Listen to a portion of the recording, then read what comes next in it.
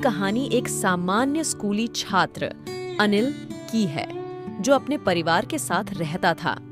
उसके परिवार में उनके पिताजी की सेहत बिगड़ रही थी और घर के छोटी कमाने की जिम्मेदारी अनिल पर आ गई थी।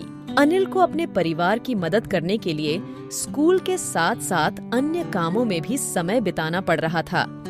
उसे अपने दोस्तों के साथ समय बिताने का मौका नहीं मिलता था और यह उसे अकेलापन की भावना देता था। एक दिन शिक्षिका ने उसके समस्या को समझा और उसे मदद करने का सुझाव दिया।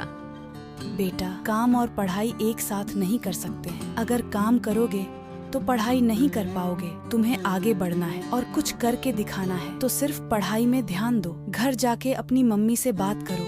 अनिल अपनी परेशानियों को स्वीकार किया और अपनी माँ से बात की।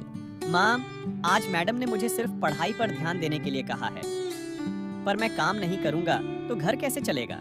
उसकी माँ ने उसे समझाया। बेटा, तुम्हारी मैडम सही कह रही हैं। तुझे सिर्फ पढ़ाई पर ध्यान देना चाहिए और अपने स्वास्थ्य का भी ध्यान रखना चाहिए। आज से बेटा पढ़ाई करो, इसके अलावा कुछ मत करना।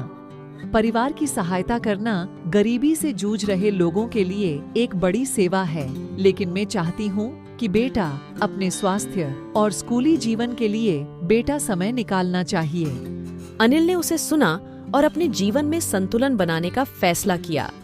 उसने समय की बेहतरीन प्रबंधन की तकनीकें सीखीं और अपने परिवार की सहायता करते हुए अपने शैक्षिक लक्ष्यों को भी हासिल किया। इस कहानी में अनिल ने सीखा कि किसी भी संघर्ष में समय का सही इस्तेमाल करके सहायता प्रदान करना और स्वयं की प्राथमिकताओं का ध्यान रखना कितना महत्वपूर्ण होता है।